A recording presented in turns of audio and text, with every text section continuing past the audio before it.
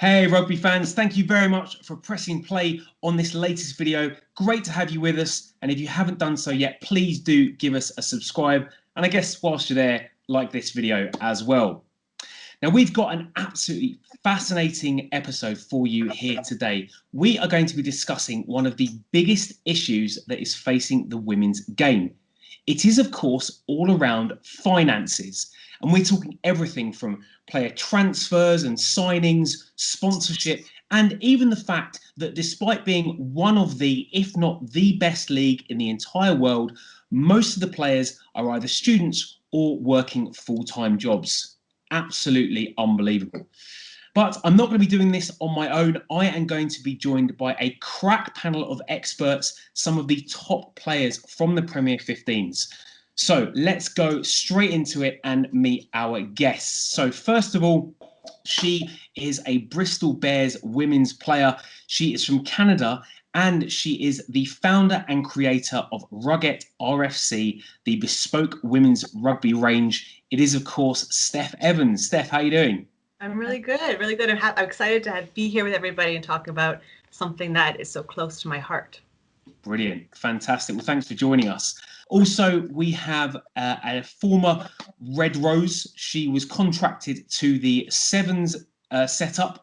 It doesn't mean that she won't be there again in the future in the Sevens or 15s form of the game, but she's also a double Premier 15s champion. She scored more tries than I've had hot dinners. And she's also a full-time primary school teacher. It is, of course, Saracens captain Lottie Clapp. Lottie, how are you doing? Yeah, really good, thank you. Good, good. And finally, rounding things off, another Red Rose. She is a back row who formerly played for Loughborough Lightning last season. She's just been announced as the new Worcester Warrior women's back row. She has been contracted to the 15s setup for the Red Roses, and she's also an NHS physiotherapist. Welcome, Jo Brown. Hey. How's it going? Was that all accurate and okay? Oh, yeah. 10 out of 10. Nailed it. Brilliant. We've got a lot to talk about here today, so let's go straight into it. Before we go into it, I just want to say for anyone watching, we're not here to have a go at any of the clubs or any of England or RFU, whatever. This is an issue that is facing the global game, specifically in this country, and we do know that the current situation with COVID hasn't helped, but really this is all about trying to highlight the issues that are currently facing one of the most popular sports in the world. Let's talk about, I guess, your full-time job. So I mean, it's not easy to play professional sport at any level, but when you're having to hold down a full-time job, it probably makes it even more difficult. So, Jo, we'll go to you first. I guess the question is, how, it's quite a broad question. How are you able to do it? How are you able to have a full-time job whilst playing top-level rugby? So for me personally, I had a full-time job for 5 months right at the beginning when I graduated, and I did it by basically having no life. So any spare time I had was prepping meals so that I'd have lunch, I'd have dinner, I'd leave work and literally walk straight to the car, which I'd have packed that morning or the night before, to training, wouldn't get back till 10 o'clock at night, eat dinner, sleep. That was literally my life. If I was lucky, I had a bit of time to read some papers and actually try and develop as a physio, but it was all just straight. And then I was contracted, and actually coming back into work from being contracted, I made the decision to go as a bank physio, which meant that I could change my hours. But then I found that I wasn't really a true physio. I wasn't really learning, but I still wasn't at training enough time to participate in Lightning the amount I needed to. So for me, it was a kind of felt torn between two worlds. But I'd guess the main answer would be you have really struggled to have a life. I don't know how the other two find it, but. Steph, what about you? Probably different. Your side only. I was just going to say, because you've got a business which is, you can pay me, be a bit more flexible. Yeah, there's absolutely advantages because I can theoretically make my own schedule, and I do, and I'm really, really lucky to be able to do so. The only downside is that it's a small business, and because it's mine, the buck stops with me. So it's true that I can organize my schedule, but also if I'm quite busy, if we're training quite a lot, or if I'm tired, or if I get sick, you know, like I can't call in and I can't, and if there's orders that have to go out, like I've come home from training before. I've always commuted my entire time in the Prem, and there's been times where I get home at midnight and I still have stuff to do for orders going out the next day, you know, and that's just life. So but on the other flip side of that, I do have the ability to say like, yeah, I'm available that weekend. I'll figure something out. So there's pros and there's cons to it, but I am thankful that it does allow me to at least make it a possibility, I guess. Sure. And Lottie, I guess you're probably closer to Joe's side of things, where you pretty much have no flexibility unless it comes to you've got that gap in the summer for pre-season, which actually works out quite well. But you know, how do you manage it? Yeah, I suppose just so it's really hard. You've got, like, I always find that I have to get up early in the morning to get my gym sessions done. Otherwise, after school, after work, I'm just so tired.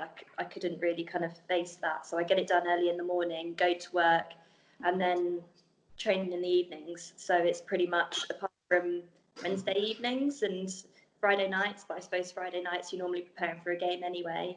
It's literally work all the time. Joe, maybe going back to you, but do you think it probably has hindered your career, both careers, as your sort of day job and also your rugby career?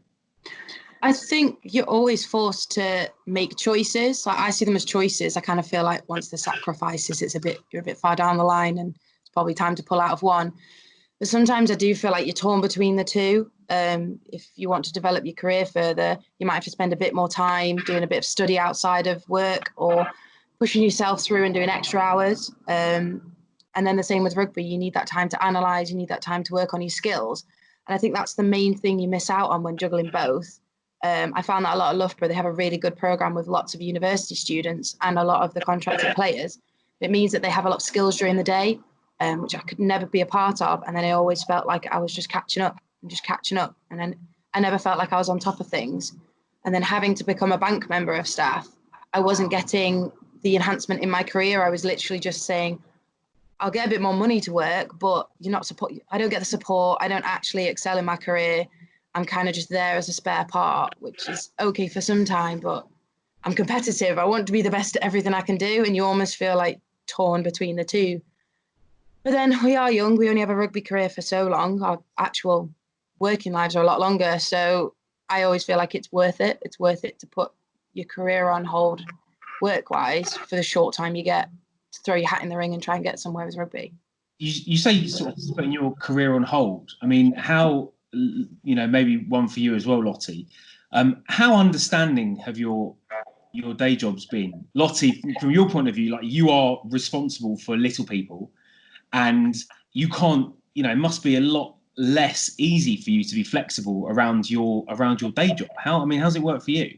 No, and I suppose because it was my NQT year this year just gone, which is my first year of teaching, it was like those decisions that was it. It was teaching over rugby, and I was really lucky that Alex has been really great this past year and knows that kind of that's the important thing for me at the moment, and kind of getting through, because it's a lot to handle in your first year anyway.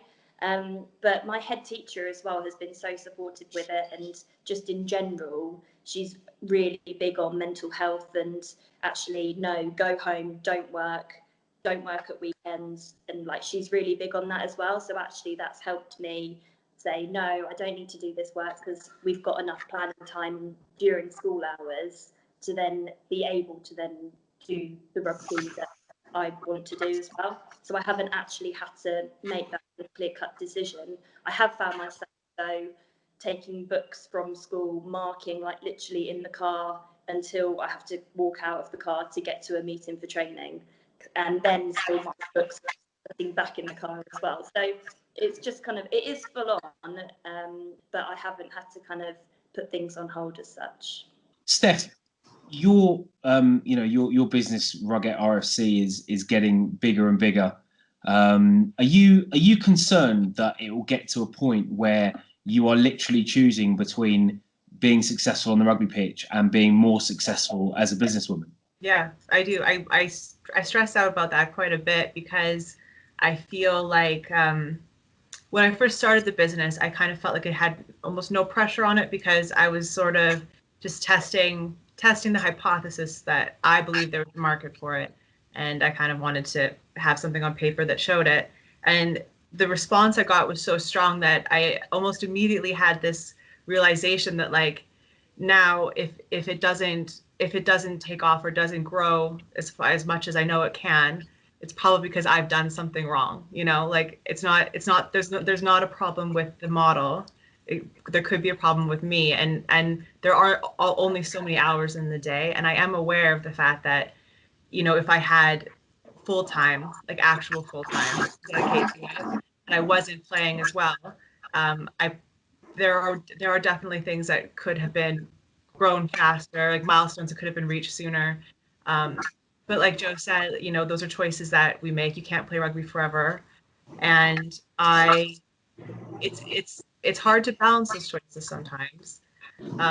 It's funny, like we were talking earlier about like the things we give up to make sure that we can get what we have to get done, the training and your conditioning, and even recovery, which is a hard one because that's usually the first one that you start cutting down on, right? I honestly can't say that I miss anything that I've had to give up for that. I don't miss anything that I've stopped doing or that I don't do to get my conditioning done, to get my training done, to watch tape. I don't miss that. The thing that I do struggle the most with is what Joe said about being competitive. I think probably the vast majority of us that play at this level are the type of people that we don't want to do something halfway that doesn't feel good. You know, like I want to do it not only the best that I can do it, but the best it can be done. And I want to be better. I want to make myself better if that means doing it. And that's the thing that I struggle with is like sometimes putting, you know, like walking out of my packing orders, knowing that I could have done something better or something more, something bigger, if only I had a little bit more time, you know? So there's choices and I don't regret making them, but that's way harder than giving up, you know, pints at the pub. Yeah. You know. I mean, I have to say, look, you're all very diplomatic about it, which I think is admirable. Let's call a spade a spade. If I was talking to 3 male athletes, how many would be sitting here saying, "Yeah, but you know, I want to be a lawyer, or I want to be a dentist, or I want to be a vet, you know, and I'm willing to make the sacrifice. You've only played rugby for so long, but you've got your career." I mean, Joe, that's ridiculous. You shouldn't have to choose now between being a professional and an athlete, surely. I get where you're coming from. I do think you've got to remember, we've all got to remember that we're not the only sport that have to struggle with that. There are so many Olympic sports that still have the same issues. Mm-hmm. And as much as I'd love to be like, yes, I want to get paid, we all need to get paid, we need to be level with the men, we are still quite a few years behind the men in terms of where we are. What, about 30 years behind them in terms of what we're doing, and we're discussing these problems, but they are good problems to have. Like, we're all intelligent women who've got the ability to have careers, successful careers on a rugby pitch and off. And I think as much as I'd love to be a full-time paid athlete, I do think some of the negatives for the men is they don't have that to fall back on, and those that don't make it, they struggle. Like, all the ones that get those massive payments, great, but I've discussed with quite a few men who've been offered $8,000 a year to train full time. They can't sustain that. They can't get a part-time job, and they've run out on their education because they had to train when they were 16 to get where they are. So I think, although not being paid can be seen as quite like we want to, and it seems like a setback, there are positives for us that we can still do both. I think rather than being like we should get paid now, I think maybe more could be put in place support-wise from the clubs and from the league to enable us to do both. And maybe actually, if we could be bolstered a little bit, we could work part-time, we could still have our careers, but actually we could still put the time and energy we need into rugby.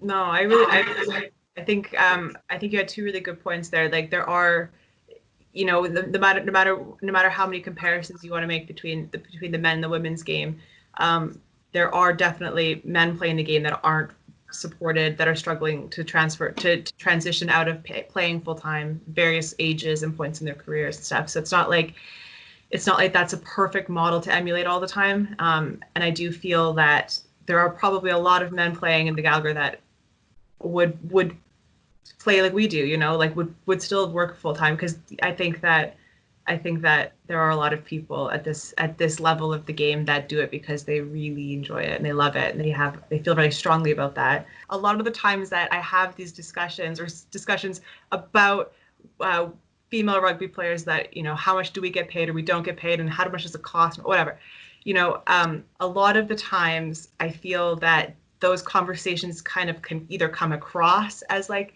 complaining, and sometimes really well-intentioned people will say like, but oh, like, don't you still feel lucky, like, you know, you still get so much more game time here. Or when I talk to friends in North America, for example, where their leagues get, you know, 10 games or less a year, and you know what I mean, like they're always like, oh, but you still have this and you still have this, and I'm like, absolutely, like I can't stress enough how fantastic especially as somebody who didn't grow up here, I'm acutely aware of how strong women's rugby is in the UK and how fantastic an opportunity is for me to play here. And I don't think that anything that we're talking about should ever be construed as moaning about it, right? Because we are just discussing, like, these are things that affect the sport, and if we discuss them properly, then I think we could probably head off a lot of problems down the line. And like Joe brought up, like, we are the women's game is years behind the men's in terms of professionalization, and I think that to rush it through could create bigger problems down the line that we might not even foresee right now. I know for myself as an individual, I don't want to speak for anybody else on this, but for myself, yeah, it's difficult. Like, and there are a ton of financial constraints and professional constraints, but I will happily pay that price if it means that I don't think it's going to get done for my generation, but for like the person wearing the jersey 2 or 3, you know, down the line, that would make me feel good.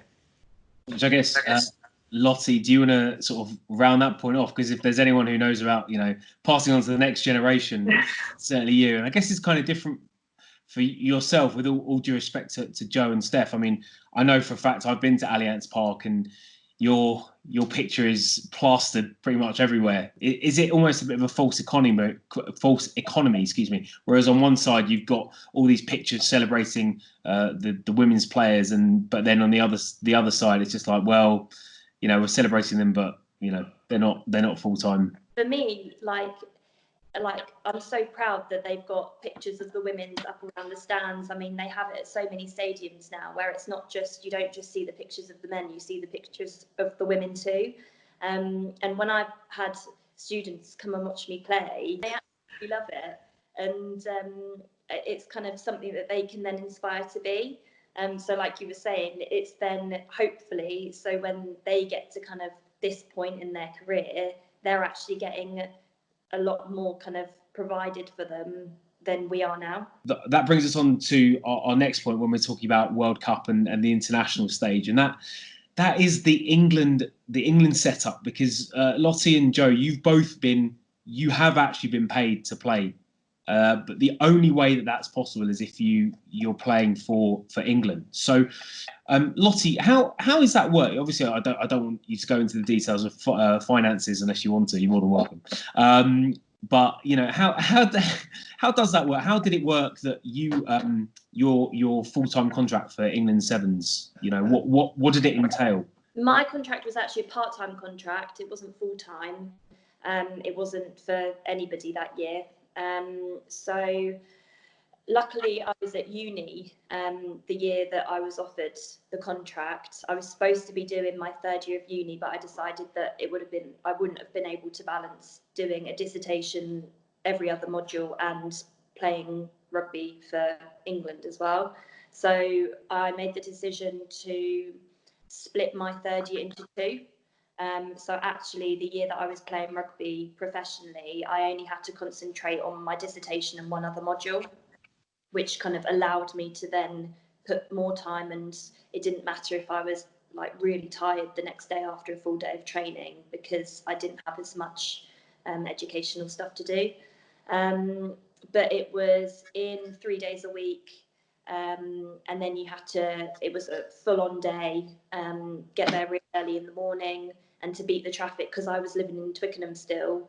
Like a lot of the girls were kind of, because you didn't know how long the contract was going to be going on for, you didn't want to up and move close to Bisham, because some girls had mortgages elsewhere, some were living elsewhere. So kind of I was the same. I was based in Twickenham and I'd travel into Bisham, and then get there for prehab in the morning, then have weights, speed, rugby, kind of all that stuff, maybe extra fitness if you needed it, extra skills, analysis. And then, we were generally done by 3-4 o'clock each day. And then you'd get home and just be so tired, you'd do nothing else really. Joe, for you were involved in the 15 side of England quite recently, actually, as recently as 2019. Anything to add there? Anything different from you? I think from a 15s point of view, it was a bit different because we already had the team set up around us. So it wasn't like you guys in the 7s that you had to be all brought in together.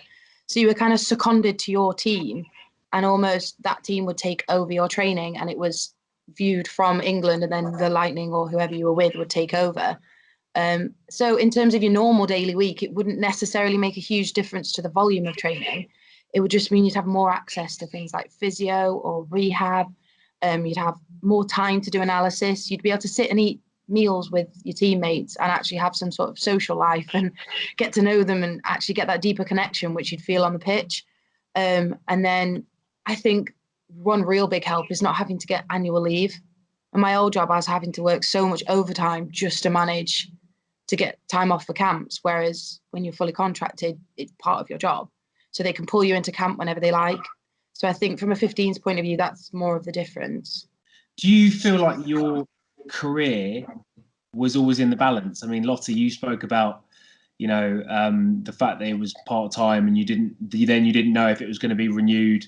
Did both of you feel like your career, your England career, was in the balance? That's another added pressure, I guess. Yeah, I always kind of look back and always think, what if?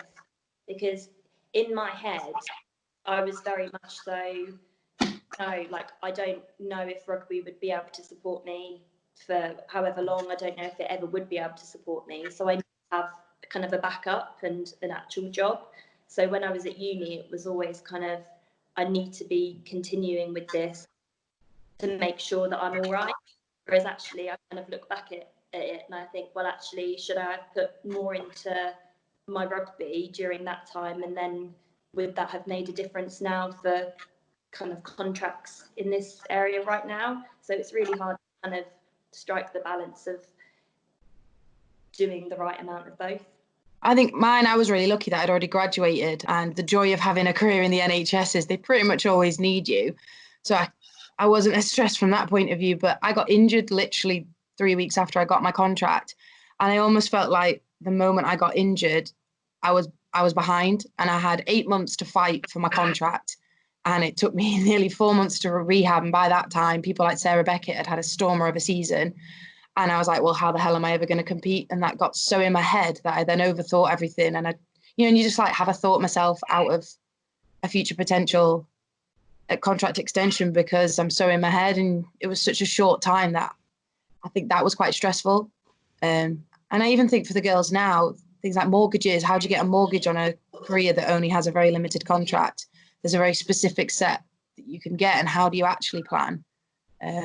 And I think some of the girls coming out the 7s now, I think they really have got a hard time, the ones who've come from uni and they haven't had the chance to establish that career. And because they've gone straight into that 7s contract, they haven't had to think about it. How the hell do you get a job for 5 months that's meaningful to you? They're potentially going to have to do something on feet, not great for their rehab and their recovery, which means it's going to hamper their training even more. So I think it's all a bit of that's always in the back of your head, like, what am I going to go back to? What happens if I don't get it? And then potentially, do you not put your full into actually having it? Would never take it back though. Great experience. All right, well, let's move on from the international stage back to the domestic game, and this is a really interesting one. So one of the reasons why we've set this call up is because I had an interesting conversation with a player in the Premier 15s who kind of told us off a little bit, I guess, for using the word signed or transfer when some of the players moved clubs over pre-season. And I just wanted to get your perspective from a playing standpoint. I guess when there's no money involved, and there's no transfer fee like you would do in, you know, the men's game or men's football, for example. What language should be used? Steph, I'm going to throw this to you. What language can be used when a player moves from one club to another? Is it a signing? Is it a transfer? What is it? It's a question of the ages. I see both sides of it, because on one hand, it is a big, I think it's a big deal that should be recognized and celebrated and publicized, right? Because I think that anything that could add to that can't see, can't be, you know, the more you can see a female athlete being recognized and selected and promoted for anything is fantastic. But on the other side of it, there is something to be said for the practice of making a job seem done when it's not done, I guess. You know, I've had people that are not women's rugby fans, but have a decent understanding of the rugby community in the UK, and they hear what I do, and like very well intentioned, they assume that I'm the breadwinner in my family. And I'm always like, honey, darling, that's so sweet. But, you know, bless you. And I think that sometimes language like, you know, so-and-so has been signed can contribute to that assumption that you're getting paid and well, and it's equal, you know, and but at the same time, to not use language that reflects the professionalism of what it is also not helpful. So I guess what I'm trying to say is I don't have I just have more problems and no solutions for you. But I do think that talking about it and making the wider community aware of exactly what we mean when we say we've been signed can probably do nothing but good. Yeah. Well, I'm gonna ask someone who has gone through the process not that long ago, someone who has been one of the major transfer signings of the season so far. Joe Brown, you moved from Loughborough Lightning to Worcester Warriors Women. First of all, tell us what actually is involved in a player moving clubs, and then you can maybe give me an answer what you think the language should be. You have a bit of a chat with the coach, check that you both have the right fit for each other. You sign the normal paperwork to be part of the team like you would in any club, and it just means that you're registered to that club. I know for Worcester, they do fees per game, so I will end up signing a contract. I know we haven't got any base fee or anything, but there is some transaction going on. And I got quite a lot of nice responses from that word. And I know, again, it's using the word that potentially is falsifying what's going on. But if that's what fans recognise, so there's like Saracens, they have so many fans. If they recognise the word signing and then actually that catches their attention and they read the article, is it almost like, yes, it's acting like we're being paid, but at least we're getting the publicity, and unless we get the publicity we can never get paid. So would it be worth putting, like, you know, when they put the stars next to it saying like no fees in this transaction, like something like that? Because I don't know what the solution there would be, because you get the positives of having the reaction, but then the negatives of them thinking you're being paid. Okay, so we've got two undecideds. I mean, you have said there, you've used the word, you've signed a document. I guess you'd have to, if you're being paid for a club, you're going to have to sign a contract. So I guess technically could you use it? All right. So Lottie, I guess coming to you then, looking at what's happening this season, the clubs have been given a 60k budget. Now, let's not beat around the bush. This is miles from where we were even just last season, which is fantastic. It's great. You know, clubs have a budget. It's getting put towards, I guess, salaries or match appearances or transport or whatever. Do you think, Lottie, that 60k is enough for clubs to survive? Is probably not the right word, but sustain itself and grow the women's game? Do you know what? I don't even have a clue, because money kind of is something that as a player, like, we have to consider in a way. That's kind of, we're so lucky, especially, I suppose, I can't talk for other clubs, but at Saracens, we've got so many members of the team who kind of do that for us, and kind of, we kind of look at what we get as a player. And as long as we know that our league's sustainable, and that we're getting the support in order for us to be able to develop each year, then that's what we kind of look for. And yeah, like I said, if we're getting the facilities, we're getting the S&C, which we are at the moment, it appears like we're getting enough. And obviously we can always get more if the money increases, if the pot increases.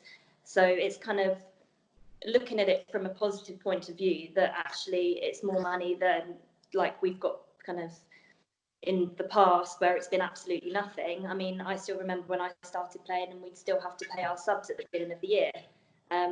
So it's only very recent since that stopped, and that we don't have to pay for our kit and we don't have to pay for medical and things like that. So actually, I'm at the very kind of positive outlook that it can just kind of only increase from here. Does having that equal amount of that salary cap across all clubs, do you see it being a more even league? Because I guess someone like yourself, who was more, or like Joe, for example, you're more willing to literally pick up and move to go and play for a different team. In that sense, is it a positive for the league? I think so. I'll never claim to know, like, have a perfect solution. This is exactly how much money we should be spending, because I don't honestly know enough about the costs of, for example, medical cover.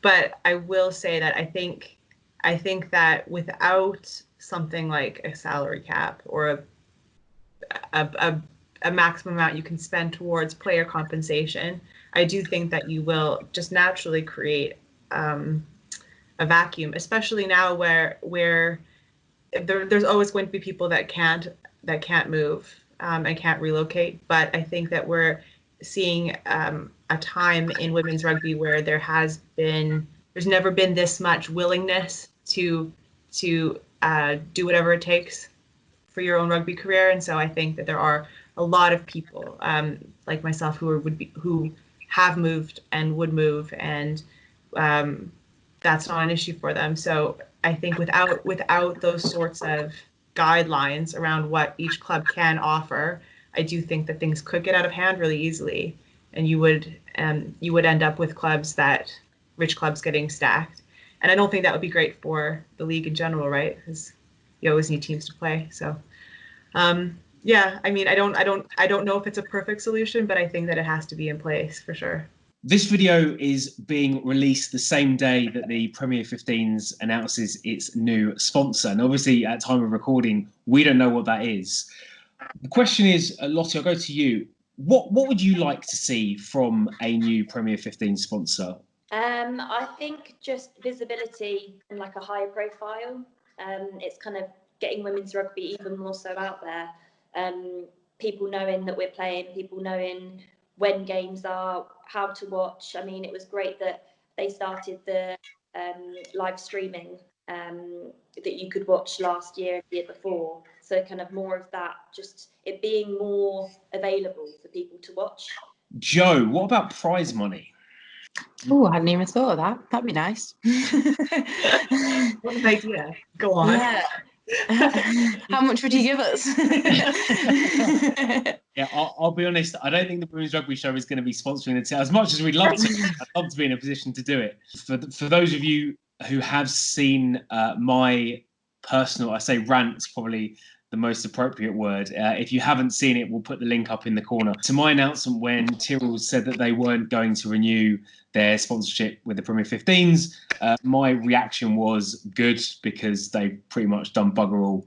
You know, they've sponsored some posts and some flags and some balls, but really, and I'm sorry, Lottie, I'm sure you've, whenever you've had the opportunity, I'm sure you've loved going and having a giant packet of crisps shoved in front of you at Twickenham. I think, you look at something like the Women's Super League, Barclays, who is their title sponsor, is paying the winner a ridiculous amount of money, to win the league. Now, all right, I guess the argument is, if you're looking at the last two seasons, no disrespect to you, Lottie, but Saracens, I guess, would be a lot richer off, and a lot of the other clubs would be left behind. But do you think it's essential that a sponsor, if they're getting involved with the women's game, Joe, will stick with you, should should there be no questions but to include prize money in there?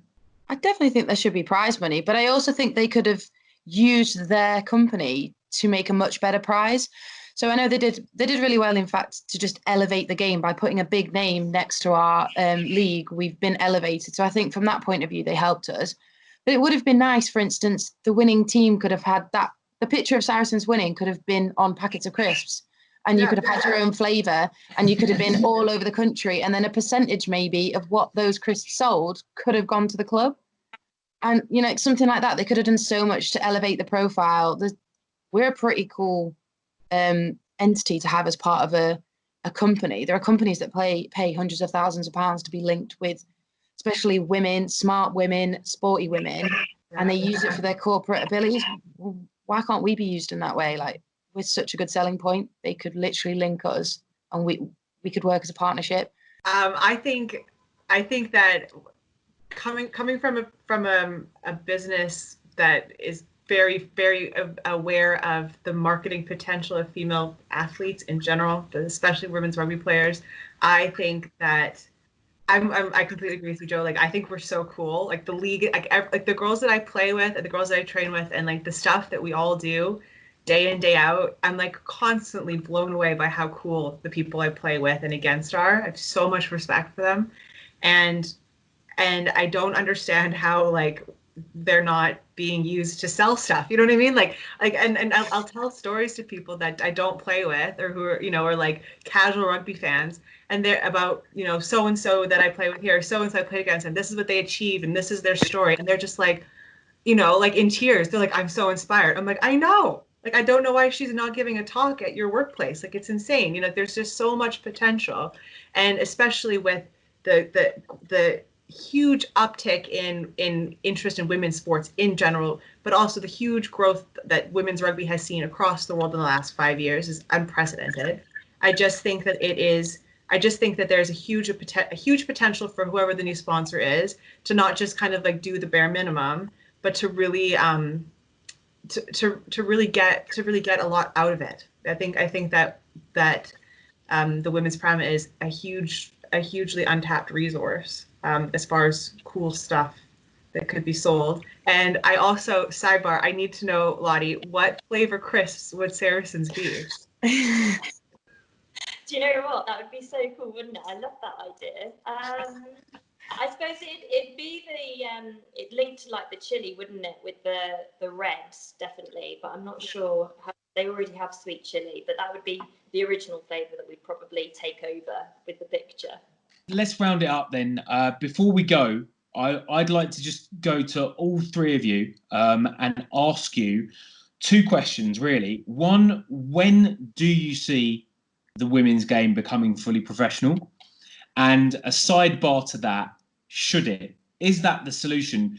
Or should it be something like, if we look at the French league, where they are semi-professional, so they've made a conscious decision to not be professional so that they could have another job in tandem with their rugby career. Okay. So firstly, I would want to just be clear how we're going to define fully professional. Does that mean that it's like my day job and I have nothing else outside of it?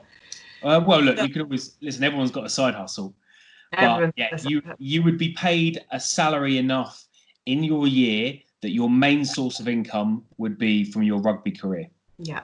So if by that definition, I believe that it should be. I have had people, usually old dudes, tell me that it would be bad for the sport and bad for us. And I do understand that thought process, because I like, you know, you look back at what the changes that the men's game saw when, especially in the infancy of their premiership, and it was a massive shift, right, away from smaller clubs and away from the weekend warrior, you know, and there is absolutely nothing wrong with that either, right? You know, like that's I guess maybe even one of the reasons I do feel so strongly that the women's sport should be professionalized, because I think that if you've got a top level that is a viable career source that elite athletes can play in and serve as role models and as inspiration and as goals for the next generation, then that filters down into every league below them that are weekend warriors that at every level from championship 1 to like national challenge 2, like there's those leagues will always be there. And I think that I honestly feel like the best way that we can grow those leagues and protect those leagues and inspire people to play in those leagues is by having a fully professionalized women's premiership. That's to me, they're like inextricably linked. And I think that I understand that people that will make the argument that fully professionalized women's rugby would be bad for the players or bad for the sport, or however they want to phrase that. I understand that they would probably say that that's coming from a position of feeling protective. Like they think that it's, they're not waking up in the morning being like, I really hate women. But it's not. I don't think you can separate that. I think that if you want to grow the recreational leagues and you want to see participation at every level, then the way to do that is to prioritize a fully professionalized women's league. I just think it's the only way. Okay. I think it should happen, but that's only kind of probably from a selfish point of view that I would absolutely love it to happen, and that's kind of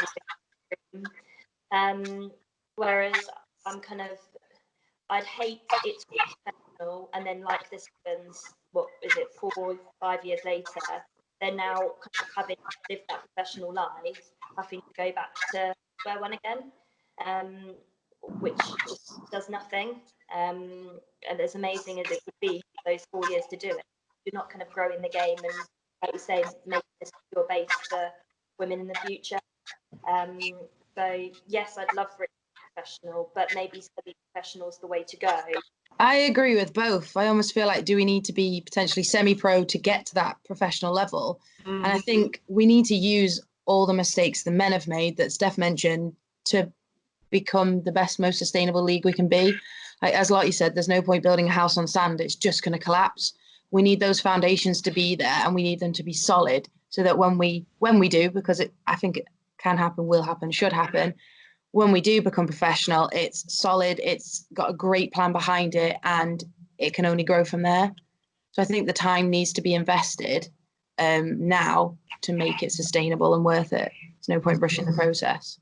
Absolutely. No, very well put. And yeah, like you've all said, these things hopefully will happen. And again, as long as all of us and all you viewers as well are part of the journey and help grow the game. And just remember that at this point in time, the majority of women's players in this country and pretty much around the world aren't being paid.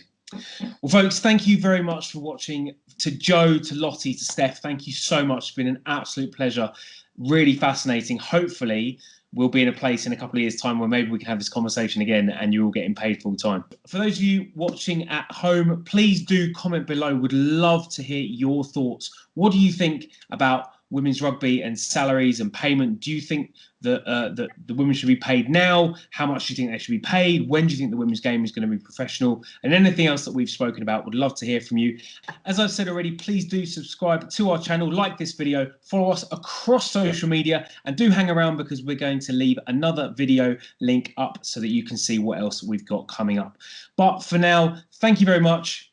You've been great. We'll see you soon. Bye.